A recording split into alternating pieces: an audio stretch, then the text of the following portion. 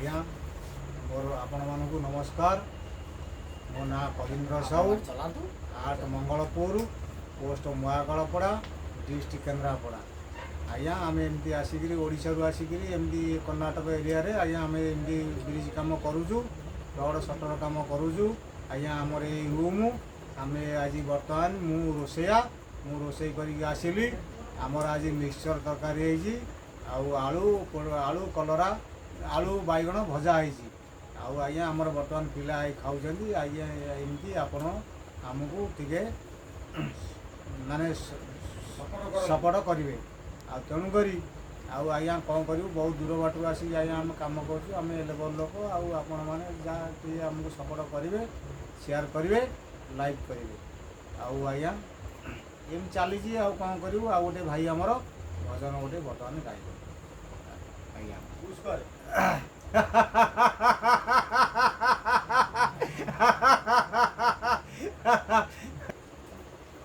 ଜୟ ଜଗନ୍ନାଥ ସାଙ୍ଗମାନେ।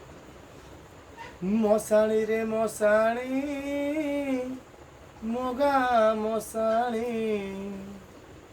ମଶାଣୀରେ ମଶାଣୀ ମଗା ମଶାଣୀ।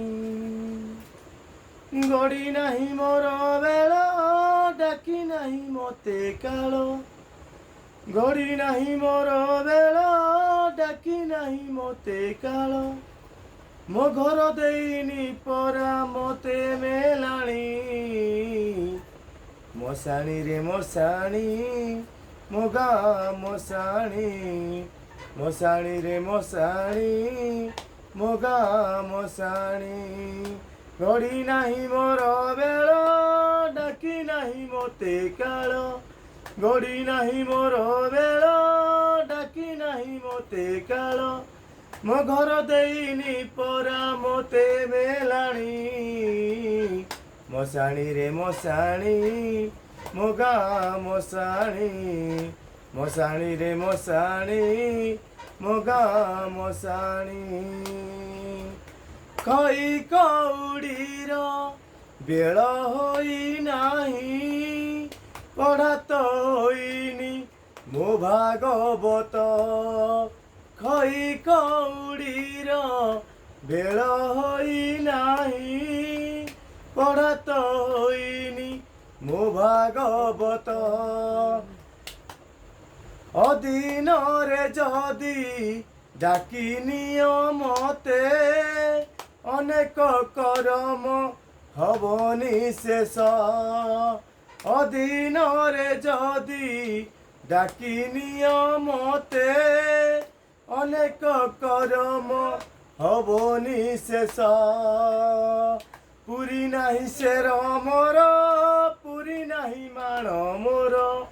ପୁରୀ ନାହିଁ ଶେର ମୋର, ପୁରୀ ନାହିଁ ମାଣ ମୋର। ଲେଖା ସରି ନାହିଁ ଏବେ ନିଜ କାହାଣୀ। ମଶାଣୀରେ ମଶାଣୀ ମଗା ମଶାଣୀ, ମଶାଣୀରେ ମଶାଣୀ ମଗା ମଶାଣୀ। ଗଡ଼ି ନାହିଁ ମୋର ବେଳ, ଡାକି ନାହିଁ ମତେ କାଳ। ଗଡ଼ି ନାହିଁ ମୋର ବେଳ, ଡାକି ନାହିଁ ମତେ କାଳ। ମୋ ଘର ଦେଇନି ପରା ମତେ ମେଲାଣି। ମଶାଣୀରେ ମଶାଣୀ ମଗା ମଶାଣୀ, ମଶାଣୀରେ ମଶାଣୀ ମଗା ମଶାଣୀ। ଝିଅ ଯିବ ବୋଲି ଶାଶୁ ଘର ତାର, ଖୋଜା ତ ହୋଇନି ଏ ଯାଏ ବର। ଝିଅ ଯିବ ବୋଲି ଶାଶୁ ଘର ତାର, ଖୋଜା ତ ହୋଇନି ଏ ଯାଏ ବର। ପୁଅ ହାତ ପରା ପାଇ ନାହିଁ ମୁଣ୍ଡେ, ହଜାରେ ଚିନ୍ତାରେ ଘରଣୀ ମୋର। ପୁଅ ହାତ ପରା ପାଇ ନାହିଁ ମୁଣ୍ଡେ, ହଜାରେ ଚିନ୍ତାରେ ଘରଣୀ ମୋର। ଶାଗୁଣା ତ ବେଳେ ବେଳେ ବସିଯାଏ ଘର ଚାଳେ। ଶାଗୁଣା ତ ବେଳେ ବେଳେ ବସିଯାଏ ଘର ଚାଳେ।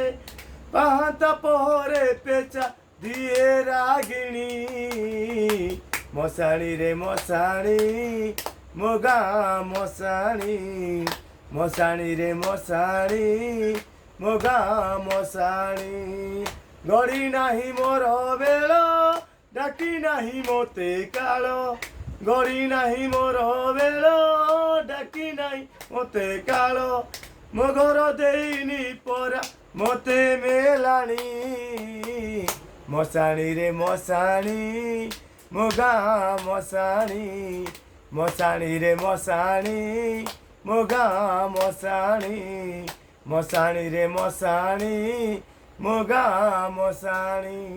ସାଙ୍ଗମାନେ ଆମ ଜୀବନ ହିଁ ଏଇଆ। ଯେପର୍ଯ୍ୟନ୍ତ ଆମେ ଆସି ବାହାରେ ଖଟୁଛେ ଆମେ ପରିବାରକୁ ହିଁ ଦେଖୁଛେ। ଆମ ପରିବାର ଲାଗି ଆମେ ଆଜି ଆସି ବିଦେଶରେ ରହିଛେ ଶାଗ ପଖାଳ ଖାଇକି ଘରକୁ ଦେଖୁଛେ। ତେଣୁ ସାଙ୍ଗମାନେ ମୋର ଗୋଟେ ବିନୀତ ଅନୁରୋଧ, ଆପଣମାନେ ସବୁବେଳେ ପରିବାରକୁ ହିଁ ଦେଖନ୍ତୁ। ସେଇ ବାପା ମା ସେଇ ଭାଇ ଭଉଣୀ ସେଇଠି ଖୁସି, ଆଉ କେଉଁଠି ନାହିଁ। ସେଇ ଖୁସିରେ ହିଁ ଖୁସି। ଯଦି ସେଇ ଖୁସି ଟିକେ ହିଁ ପାଇବା ପାଇଁ ଆମେ ଆଜି ବିଦେଶରେ ରହୁଛୁ ଭାଇ, ବର୍ଷେ ରହୁଛୁ କ'ଣ ପାଇଁ, କାହା ପାଇଁ? ଚିନ୍ତା କରନ୍ତୁ ଆପଣମାନେ। ସେଇ ପରିବାର ହିଁ ପାଇଁ, ସେଇ ପରିବାର କେମିତି ଖୁସିରେ ରହିବେ ତାଙ୍କ ପାଇଁ। କାଲି ସକାଳେ ଆମ ଜୀବନ ବି ପଳେଇ ଯାଉଛି, କିନ୍ତୁ ତାଙ୍କୁ ଭଲରେ କେମିତି ରଖିବେ ସେତିକି ଟିକେ ମାନନ୍ତୁ।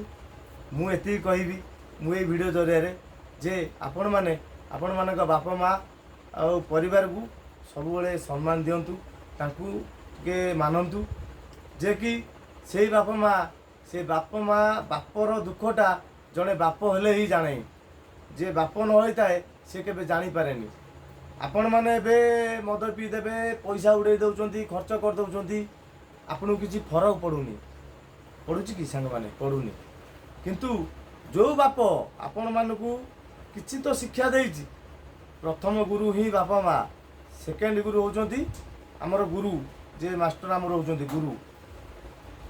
ତେଣୁ ପ୍ରଥମ ଗୁରୁ ବାପା ମା। ସେ ବାପା ମାଆକୁ କେବେ ଅବହେଳା କରନ୍ତୁ ସାଙ୍ଗମାନେ। ମୁଁ ଏତିକି ରିକ୍ୱେଷ୍ଟ କରିବି ଆପଣମାନଙ୍କୁ। ଆପଣମାନେ ଏଇ ଗୋଟେ ସାନ ଭାଇଟା ତୁମକୁ କହିଲା ପଦେ ଏଇ କଥାଟା ଟିକେ ମାନନ୍ତୁ। ବାପା ମା ମାନଙ୍କୁ କେବେ ଅବହେଳା କରନ୍ତୁ ନାହିଁ। ବାପା ମା ମାନେ ଯେତିକି କଷ୍ଟ ଆମେ ତାଙ୍କୁ ଭାଷା ବି ନାହିଁ କହିବା ପାଇଁ, ସେତିକି କଷ୍ଟ ସେମାନେ କରି ଆମକୁ ଏତିକି ବଡ଼ କରିଛନ୍ତି, ସେ ଭାଷା ବି ନାହିଁ କହିବା ପାଇଁ। ସେତିକି ଆପଣମାନେ ତାଙ୍କୁ ଟିକେ ଦେଖନ୍ତୁ। ଆମେ ଆଜି କାମ କରୁଛୁ, ଆମ ଆଖି ଆଗରେ ଏଇ ବୁଢ଼ା ବାପାମାନେ ଆମ ବୟସ୍କର ମାନେ ଆମ ବାପାମାନଙ୍କ ବୟସ୍କର ଯେଉଁ ବାପାମାନେ ଆସୁଛନ୍ତି, ଆମେ ତାଙ୍କମାନଙ୍କୁ କହୁଛୁ କି ସେମାନେ କାହିଁ ଆସୁଛନ୍ତି, ତାଙ୍କ ପିଲାମାନେ କିଛି ଅବହେଳା କରିଥିବାରୁ ସେମାନେ ଖଟିକି ବସୁଛନ୍ତି। ତେଣୁ ତାଙ୍କମାନଙ୍କ ବୟସ କେତେ ଆପଣମାନେ ଚିନ୍ତା କରିବେ। କିନ୍ତୁ ସବୁବେଳେ ମନେ ରଖିବେ ବାପା ମା ମାନଙ୍କୁ କେବେ ଅବହେଳା କରିବେନି। ଏତିକି ମୋର ରିକ୍ୱେଷ୍ଟ। ଏତିକି କହି ମୁଁ ମୋର ଶେଷ କରୁଛି। ଯଦି ଭଲ ଲାଗିଲା ମୋ କଥାଟା, ଆପଣମାନେ ଟିକେ ଏଇ ଭିଡ଼ିଓଟିକୁ ଲାଇକ୍ ଆଣ୍ଡ ସେୟାର ଆଉ ଟିକେ ଫଲୋ କରିବେ। ଧନ୍ୟବାଦ।